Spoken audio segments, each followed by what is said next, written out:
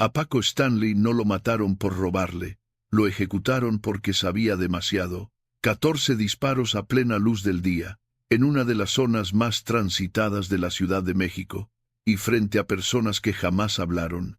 México aceptó durante años la versión del asalto, pero esa explicación no resiste el más mínimo análisis.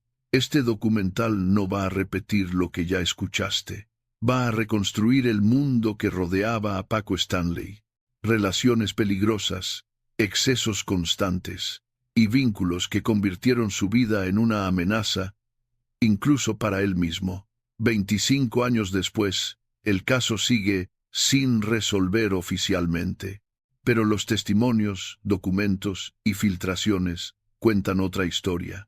Una en la que su muerte no fue un error, sino una decisión. No vamos a decirte ahora quién dio la orden. Primero, necesitas entender qué papel jugaba realmente Paco, quiénes estaban cerca, y por qué algunos nombres jamás aparecieron en los expedientes. Suscríbete y dale like si quieres documentales que no respetan versiones cómodas. Porque en este caso, la pregunta no es cómo murió Paco Stanley, sino por qué debía morir. Francisco Jorge Stanley Albaitero nació el 3 de julio de 1942 en la Ciudad de México. Su padre era de ascendencia inglesa, un hombre de negocios exitoso. Su madre era mexicana de buena familia. Paco creció en la colonia del Valle, en un ambiente de clase media alta.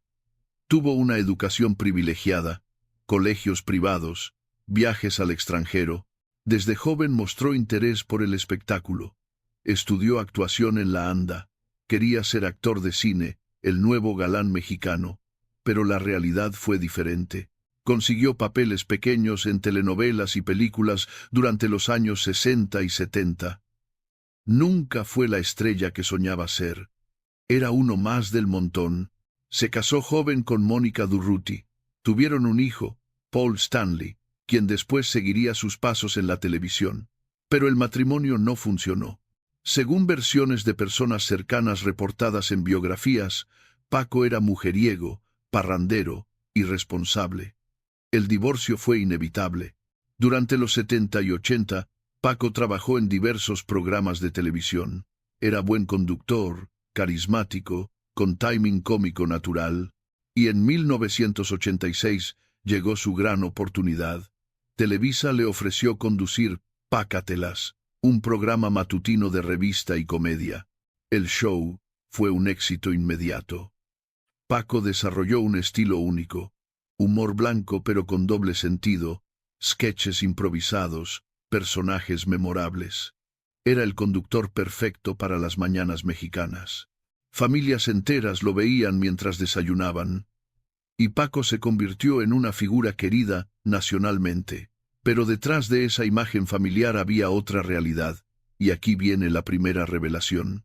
Según testimonios de múltiples personas que trabajaron con Paco en Televisa, dados en entrevistas posteriores a su muerte y reportados en investigaciones periodísticas, Paco Stanley era adicto a la cocaína desde los años 80. No era un consumo ocasional. Era diario, constante. Según técnicos y productores que han hablado en documentales y reportajes, Paco llegaba al programa bajo los efectos de la cocaína. Se encerraba en su camerino durante los cortes comerciales para consumir, y todos en Televisa lo sabían. Pero nadie decía nada porque Pácatelas generaba ratings altísimos y mucho dinero. Mario Besares, conocido como Mayito, era el mejor amigo de Paco y su asistente en el programa. Según testimonios de compañeros, Mario y Paco consumían juntos, iban a las mismas fiestas, compartían los mismos vicios. Eran inseparables. Durante los 90, el consumo de Paco empeoró. Según reportes, ya no solo era cocaína, también consumía otras sustancias, y su comportamiento se volvió más errático. Había días en que llegaba tan drogado que apenas podía conducir el programa. Otros días no llegaba en absoluto. Y entonces, en marzo de 1998, ocurrió algo que debió haber sido una llamada de atención. Paco Stanley fue arrestado por posesión de cocaína. Según el reporte policial de la época, fue detenido en su domicilio durante un cateo. Encontraron droga en cantidades que sugerían no solo consumo personal, sino posible tráfico. El escándalo fue enorme. Los periódicos lo cubrieron extensamente. Paco fue llevado a la cárcel. Su imagen de conductor familiar se destruyó en un día. Televisa lo suspendió inmediatamente de Pacatelas. Pero aquí viene la segunda revelación. Según documentos judiciales revisados por periodistas años después y análisis de abogados especialistas, el caso contra Paco fue desmantelado de forma sospechosa. Hubo irregularidades en el cateo, evidencia desapareció, testigos se retractaron, y en cuestión de horas, Paco fue liberado y todos los cargos retirados. ¿Cómo es posible que un caso aparentemente sólido se desmoronara tan rápido? Según versiones de periodistas que cubrieron el caso, alguien con mucho poder intervino. Las teorías apuntan a narcotraficantes con conexiones políticas que necesitaban proteger a Paco porque sabía demasiado sobre sus operaciones. Después del arresto, Pacatelas fue cancelado oficialmente por ratings, pero según fuentes internas de Televisa citadas en reportajes, la verdad era otra. La empresa ya no quería el riesgo de tener a Paco. Era una bomba de tiempo, pero TV Azteca, la competencia, vio una oportunidad. Le ofrecieron su propio programa, una tras otra. Paco aceptó, y en marzo de 1999 comenzó su nuevo show en TV Azteca. Los primeros programas fueron exitosos. Parecía que Paco había logrado recuperarse. Pero según testimonios de compañeros del programa dados después de su muerte, Paco estaba diferente, nervioso, paranoico, miraba constantemente hacia atrás. Y aquí viene la tercera revelación. Según múltiples fuentes reportadas en investigaciones periodísticas, Paco había estado involucrado en algo mucho más peligroso que solo consumir drogas. Lavado de dinero del narcotráfico. Según estas versiones basadas en testimonios de informantes y documentos filtrados, Paco usaba sus empresas de producción y sus inversiones inmobiliarias para limpiar dinero del cártel de Tijuana. No está claro si comenzó haciéndolo voluntariamente o si fue chantajeado por su adicción, pero según estas fuentes, para finales de los 90 estaba profundamente involucrado. Y según reportes, Paco decidió que quería salirse, o amenazó con hablar, o se quedó con dinero que no era suyo. Las versiones varían, pero todas coinciden en que Paco se convirtió en un problema que había que eliminar. Semanas antes de su muerte, según testimonios de personas cercanas, Paco recibió amenazas, llamadas anónimas, mensajes intimidantes. Según el productor de Una tras otra en declaraciones posteriores, Paco estaba visiblemente asustado, pero cuando le preguntaban qué pasaba, cambiaba de tema.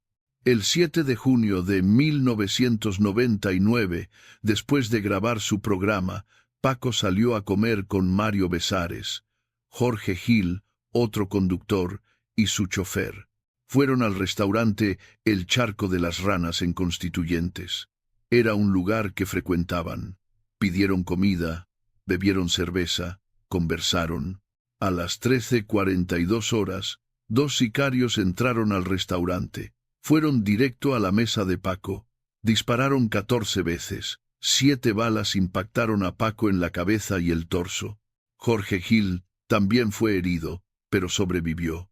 Mario Besares no recibió ni un rasguño. Los sicarios huyeron en una motocicleta. Nunca fueron capturados. Paco murió instantáneamente. México entero quedó en shock. ¿Quién mataría al conductor más querido del país? Las autoridades rápidamente presentaron una teoría. Fue un asalto. Paco se resistió. Lo mataron. Pero esa versión tenía agujeros enormes. Si era un asalto, ¿por qué no robaron nada? ¿Por qué 14 disparos? ¿Por qué solo a Paco, si había otras personas en la mesa? Y aquí viene la cuarta revelación. Según testigos presenciales cuyos testimonios aparecieron en reportes policiales iniciales, los sicarios dijeron algo antes de disparar. Pronunciaron un nombre o una frase, Pero ese detalle desapareció de la investigación oficial. La Procuraduría enfrentó presión enorme para resolver el caso, y 21 días después, el 28 de junio, arrestaron a Mario Bezares como supuesto autor intelectual del asesinato. También arrestaron a 2 supuestos sicarios, Guillermo Pérez Chávez y Amín Espinosa Salazar. La teoría de la Procuraduría era que Mario había ordenado matar a Paco por envidia profesional y conflictos personales, que contrató a los sicarios, que planeó todo. Mario estuvo en prisión durante 1 año, pero, en julio de 2000, un juez lo absolvió por falta de pruebas. No había evidencia que lo conectara con los sicarios, no había móvil convincente, no había nada. Y aquí viene la quinta revelación.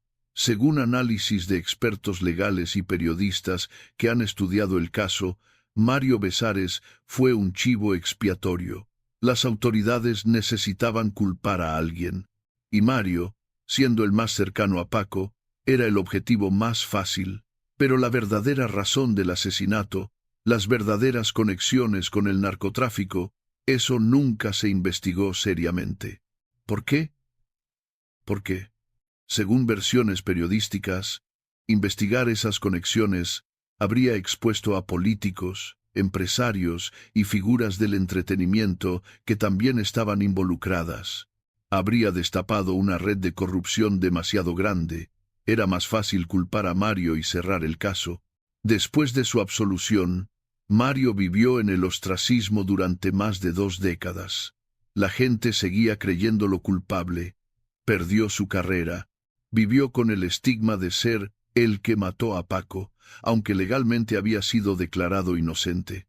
Solo en 2024, cuando participó en La Casa de los Famosos México y ganó, logró rehabilitar parcialmente su imagen. En ese reality, Mario finalmente pudo contar su versión, que él también era víctima, que nunca tuvo nada que ver con el asesinato, que perdió a su mejor amigo y luego fue injustamente acusado.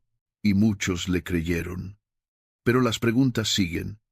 ¿Mario realmente no sabía nada sobre las actividades de Paco? ¿Era posible ser tan cercano a alguien y no saber en qué estaba metido? Los supuestos sicarios nunca fueron juzgados. Guillermo Pérez fue capturado en Estados Unidos años después, pero nunca extraditado. Murió en prisión estadounidense. Amín Espinosa nunca fue encontrado. Algunos reportes sugieren que fue asesinado por el mismo cártel que lo contrató. La verdad es que nadie lo sabe. Y aquí viene la sexta revelación. Quizás la más perturbadora. Según investigaciones periodísticas basadas en testimonios de personas que asistieron a las fiestas privadas de Paco, reportadas en diversos medios a lo largo de los años, Paco organizaba reuniones donde había consumo masivo de drogas y presencia de mujeres muy jóvenes, algunas posiblemente menores de edad. Según estos testimonios, estas fiestas se realizaban en casas privadas, en hoteles, en lugares discretos. Asistían figuras del espectáculo, empresarios y, según algunas versiones, narcotraficantes. Había cocaína, otras drogas, alcohol sin límite. Y según múltiples testimonios, también había mujeres muy jóvenes en situaciones cuestionables. ¿Paco participaba activamente en esto o solo era el anfitrión? Según las versiones, ambas cosas. Era quien organizaba, quien invitaba, quien facilitaba. Y según algunos testimonios, también participaba en las actividades sexuales con estas jóvenes. Estas acusaciones nunca fueron formalmente investigadas. Nunca hubo denuncias oficiales, al menos no que se hicieran públicas. Pero han circulado durante años en el medio del espectáculo. Son parte del secreto a voces sobre quién era realmente Paco Stanley. También hay acusaciones de que Paco usaba su poder como conductor famoso para manipular mujeres jóvenes. Según testimonios de actrices y modelos que han hablado de forma anónima en reportajes, Paco ofrecía oportunidades profesionales a cambio de favores sexuales. Era el clásico abuso de poder de la industria del entretenimiento. Una mujer que trabajó como edecán en Una tras otra dio un testimonio años después, publicado en una revista de investigación, donde alegaba que Paco la había acosado sexualmente durante meses, que le prometió un papel más importante en el programa si accedía a sus avances, que cuando rechazó, fue despedida. Nunca presentó una denuncia formal por miedo a no ser creída contra una figura tan poderosa. Y aquí viene la séptima y última revelación. Según documentos de la Dirección Federal de Seguridad, desclasificados años después y revisados por periodistas investigativos, Paco Stanley había sido fotografiado en múltiples ocasiones con figuras conocidas del narcotráfico, específicamente con miembros del Cártel de Tijuana. Estas fotografías, según reportes, mostraban a Paco en fiestas, en reuniones sociales, claramente en términos amistosos con estos criminales.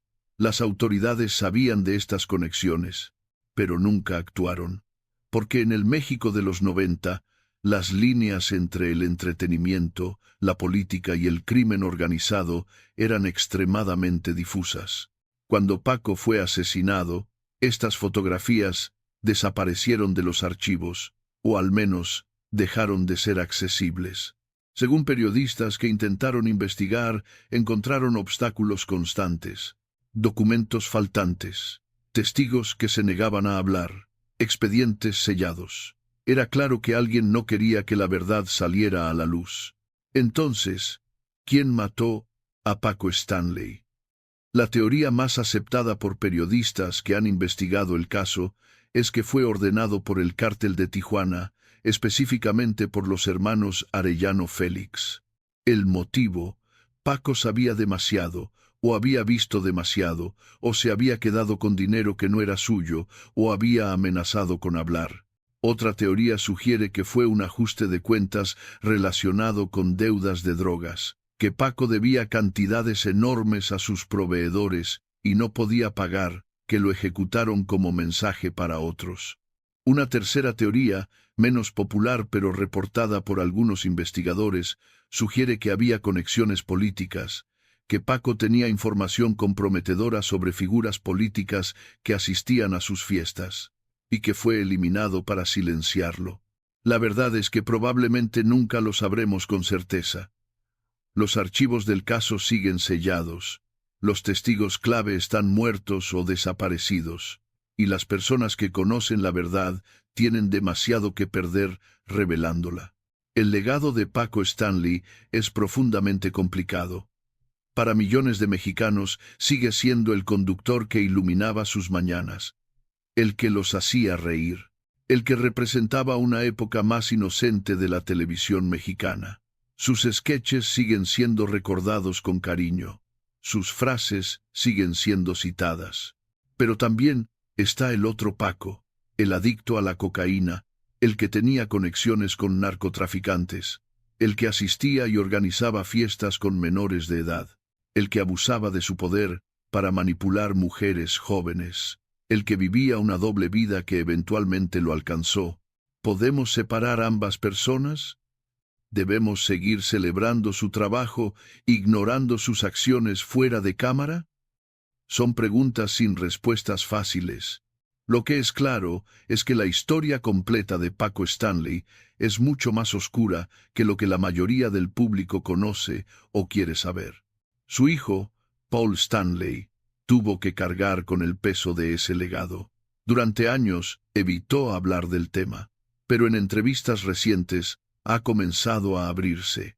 Ha dicho que su padre no era perfecto, que tenía problemas, que tomó decisiones terribles, pero que no merecía morir de esa forma, y que él, como hijo, eligió recordar los buenos momentos sin negar los oscuros. El caso de Paco Stanley también expone cómo funcionaba, y en muchos casos sigue funcionando, la industria del entretenimiento mexicano, cómo se protegían los secretos de las figuras poderosas, cómo se silenciaban las acusaciones, cómo se permitían comportamientos que en cualquier otro contexto hubieran tenido consecuencias, y expone las conexiones entre entretenimiento, política y crimen organizado en el México de los 90. Esas conexiones existían, todos en el medio las conocían, pero nadie hablaba de ellas porque hacerlo era peligroso. 25 años después del asesinato, México sigue sin procesar completamente quién fue Paco Stanley. Sigue prefiriendo el mito cómodo al hombre complicado y profundamente defectuoso. Sigue celebrando su trabajo mientras ignora las víctimas que dejó. Pero las víctimas existen. Las mujeres que fueron manipuladas, las jóvenes que asistieron a esas fiestas, las familias que fueron destruidas por sus acciones. Todas ellas merecen ser reconocidas, merecen que su dolor sea validado. La historia de Paco Stanley es una advertencia sobre los peligros de la fama sin límites, del poder sin rendición de cuentas, de los secretos que eventualmente exigen ser pagados. Paco vivió intensamente, sin restricciones, haciendo lo que quería. Y al final, ese estilo de vida lo alcanzó de la forma más brutal posible. Si esta historia te hizo reflexionar sobre cómo idealizamos a las figuras públicas, sobre los secretos oscuros que esconde la industria del entretenimiento, sobre la necesidad de conocer la verdad completa por incómoda que sea, entonces dale like a este video. Suscríbete porque traemos historias que van más allá de la superficie, que investigan lo que otros prefieren ignorar, que no tienen miedo de cuestionar las narrativas oficiales. Comenta qué parte de la historia de Paco Stanley te impactó más. ¿Fue descubrir sus conexiones con el narcotráfico? ¿Fueron las acusaciones sobre fiestas con menores? ¿Fue entender que su asesinato probablemente nunca será resuelto? ¿O fue darte cuenta de que la persona que veías en televisión era completamente diferente al hombre real? Y si quieres que el próximo video sea sobre otros casos oscuros del espectáculo mexicano, sobre figuras que vivían dobles vidas, o sobre crímenes sin resolver que las autoridades prefirieron enterrar, déjamelo saber en los comentarios, porque estas historias necesitan ser contadas, no para destruir memorias, sino para entender la verdad completa, para aprender del pasado, para exigir mejor de nuestros ídolos y de nuestros sistemas de justicia. Nos vemos en el próximo video. Y recuerda, la persona que ves en la pantalla raramente es quien realmente es fuera de ella.